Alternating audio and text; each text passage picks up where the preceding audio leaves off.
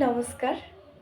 আপনারা জানেন আগের ভিডিওতে আমি প্রথম পুত্র তথা ঔরস পুত্র সম্পর্কে আলোচনা করেছি, আর এই ভিডিওতে দ্বিতীয় পুত্র তথা ক্ষেত্রজ পুত্র সম্পর্কে আলোচনা করতে চলেছি। মহর্ষি মনু তার মনু সংহিতা নামক গ্রন্থের নবম অধ্যায়ে এই ক্ষেত্রজ পুত্র সম্পর্কে বলেছেন, यस्तल्पजः प्रमितस्य क्लीबस्य व्यधितस्य वा स्वधर्मेण नियुक्तायं सपुत्रः ক্ষেত্রজः স্মৃতः।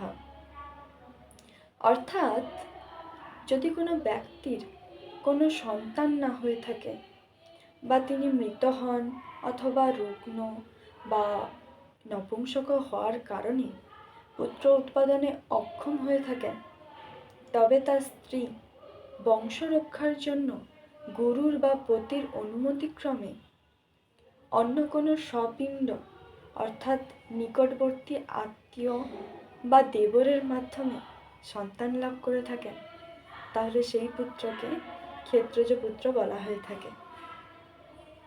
ধন্যবাদ। দেখা হচ্ছে পরের ভিডিওতে।